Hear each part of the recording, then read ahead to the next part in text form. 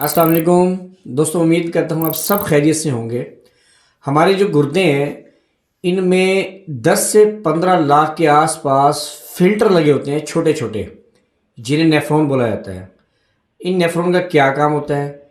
ये आपके खून को फ़िल्टर करके पेशाब बनाते हैं। अच्छा, अक्सर हमारे जहन में ये ख्याल भी आता है कि हम जो 2 से 3 लीटर पानी पीते हैं रोज़ाना, तो पेशाब की सूरत में इतना ही बाहर क्यों नहीं निकलता। और आप ये जानकर हैरान होंगे कि जो हमारे गुर्दे हैं ये तकरीबन रोज़ाना 180 लीटर फ्लड को रिसाइकिल करते हैं। और गुर्दों का जो काम है वो हर वक्त चलते रहना है। यह आपके जिस्म में मौजूद प्रोटीन, हार्मोन्स और 99% पानी को रिसाइकिल करते हैं। गुर्दों में मौजूद जो नेफ्रॉन होते हैं इनमें सेंसर लगे होते हैं। ये आपकी जो बॉडी है उसको हाइड्रेट रखते हैं और बॉडी को जितना पानी ज़रूरत होता है ना ये उतना रखते हैं, बाकी को बाहर निकाल देते हैं। ये आपके जो ब्लड प्रेशर है उसको ये कंट्रोल में रखते हैं। और जो विटामिन डी है उसको कन्वर्ट करते हैं active form of vitamin D में। आपके जिस्म में मौजूद जितने फासिद मादे होते हैं, जितने जहरीले मादे होते हैं, उनको ये खारिज कर देते हैं। ये नेफ्रॉन जितने ज़्यादा फ़ायदेमंद होते हैं, लोग उतना ही इनको नुकसान पहुंचाने में लगे रहते हैं। With the passage of time, उम्र गुजरने के साथ साथ नेफ्रॉन की जो तादाद है वो भी कम होती चली जाती है। और जब गुर्दे फेल हो जाते हैं, ये जो नेफ्रॉन है इनकी तादाद आधी रह जाती है और ये फ़िल्टर करने की सलाहियत है उसे भी खो देते हैं।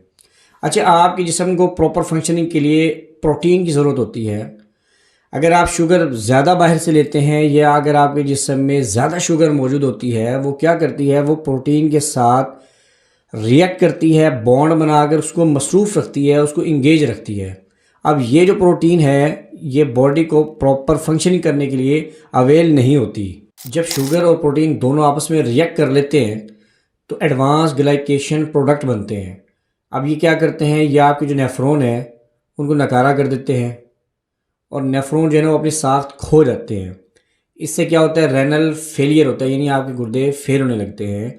जब आपके गुर्दे फेल होते हैं तब प्रोटीन जो है वो पेशाब के ज़रिए बाहर निकलना शुरू हो जाती है। ये एक इशारा होता है, एक इंडिकेटर होता है। अगर प्रोटीन इंडिकेटर ज़्यादा है तो आपको चौकन्ना होना पड़ेगा, आपको अपना प्रोटीन टेस्ट करवाना पड़ेगा, क्योंकि इससे फिर जो है ना आपके गुर्दे फेल होने के चांसेस वो बढ़ जाते हैं। और एक चीज़ है एडिमा। जब प्रोटीन बॉडी से बाहर निकलती है पेशाब के ज़रिए तो क्या होता है, आपकी जो बॉडी है वो पानी से भर जाती है, आपके पाँव सूज जाते हैं, आपकी बॉडी जो है वो सूजने लगती है। लेकिन इन निशानियों को ज़ाहिर होने में कम से कम 10 साल लगते हैं।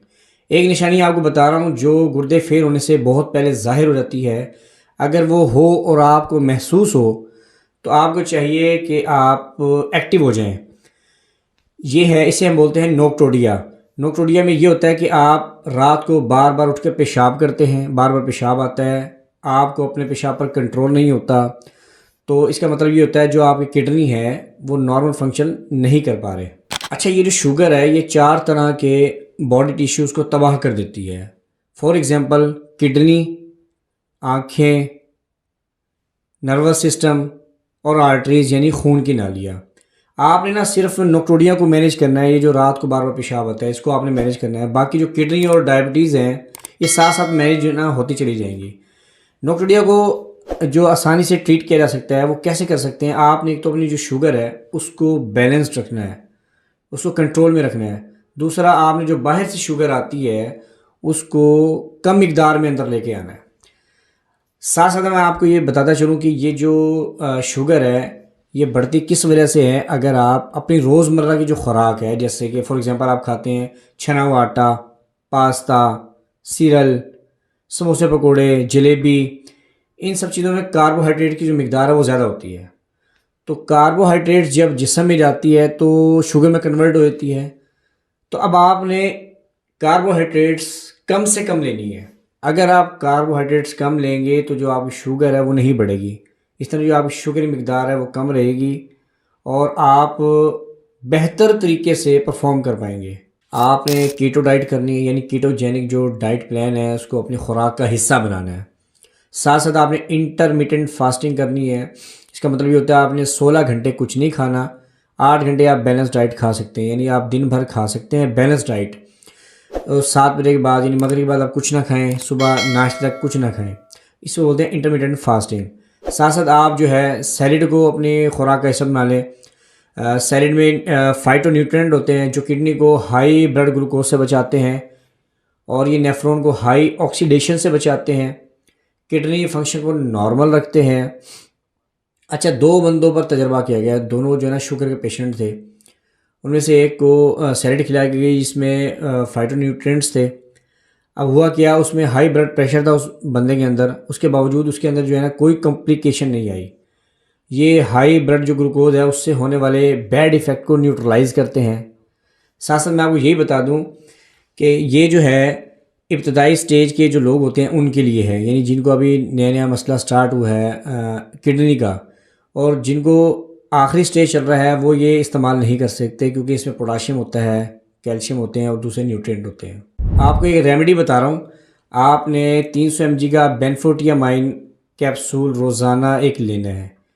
ये जो है ये टाइप है B1 सप्लीमेंट की, जो कि फ़ैट सलूबल है और अमेजिंग हेल्थ बेनिफिट रखता है।